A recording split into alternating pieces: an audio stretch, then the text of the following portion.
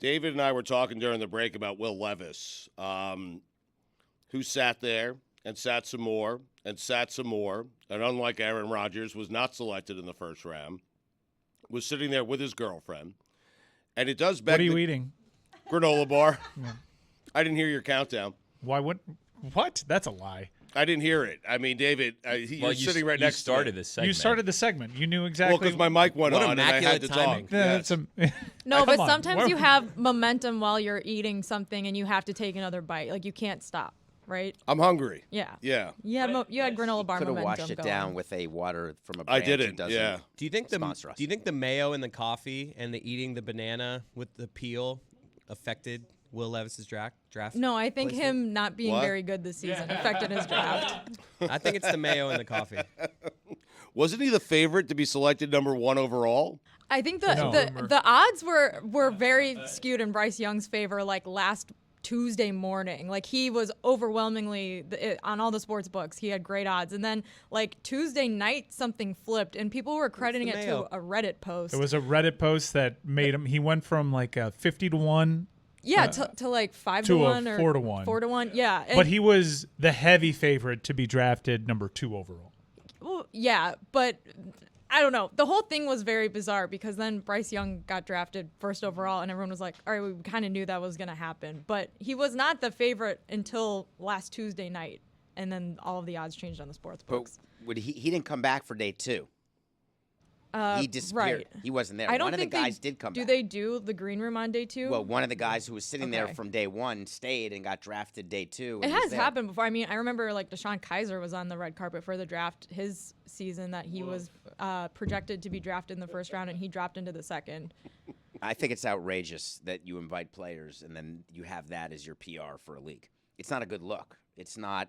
It happens, though. It does. I do. But the juice to me of having a player there, the excitement of it, I think you only do it when it's a guarantee. It felt There like are a guarantee, no guarantees, though. No, but And- Will It was Levis. a heavy favorite. Yeah, to take him I early. think Right. at the very least, whether or not he was going to be the second quarterback chosen, I don't think anyone anticipated him dropping into the second round. It's always good TV, though. I feel like when there's one guy, it stinks for him. But I like, think you're the It's minority. sad TV. Like when Right. Lamar Jackson was waiting until I like it. 32 to get picked, like that stunk. Yeah, the NFL doesn't want that as good TV. They want the draft. They don't want people are talking about. Man. It's Don't their want the nightmare. drama of Man. this guy was supposed to go top 5. Do you and he's remember still when here? Manziel fell though, and he was there when the Cowboys were picking? That was good An theater. exciting moment, yes. That was good drama. Yeah. Are you saying don't invite any players, or it has to be a sure thing? I'm saying it's got to be a Nicolette Sheridan. It But- absolutely has to be a sure thing because the It felt like issue- a sure thing, though. How's the NFL supposed to know that? You know? the surprises are not as you would think. There's very few drafts that happen where the league is the people within the operations department are saying, "Wow, I had no idea." Like, do you remember in basketball when they draft a guy from Europe instead of someone who's available from the States? The league knows about this.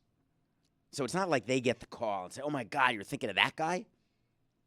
So I think that they knew. And it was good theater. I guess they viewed it that way with the girlfriend sitting there. But to me, it's embarrassing. It keeps a storyline going throughout the draft. It does, that first round.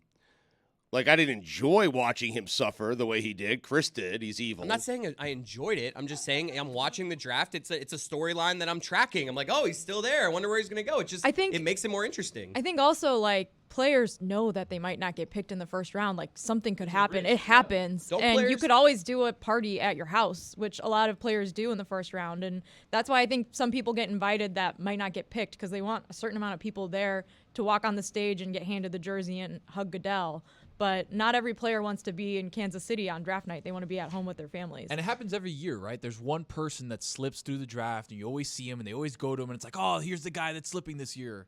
Do they know in advance? They don't Now, know in that would advance. be If they good. knew in That's advance, scripted. Arian Foster over here. If somehow they're just made aware. Like, you're that guy. We I want you to always be here, but Will you're Levis that guy. read the script for the draft, and he was like, He was God like, damn oh, it. come on. It's me. I always assume that these players have so many conversations with teams that they know, okay, these are the 5 or 6 teams that have the most interest in me. So, like, I'm probably going to end up either here, or here, based off of, it could be somewhere random at the end, but I always feel like the quarterback specifically, I feel like they talk to position coaches Or their like, yo, agents know, right? Right. It could The be agents know. lying. A lot of like the second rounders know that because they'll show the camera that they have set up at their house and they immediately put on the hat and it's like, well, you don't have 32 of those laying around. Like you knew that it was going to be like one of 3 teams. I think they probably. do Cut get deals. sent all Sent hats. all though. 32.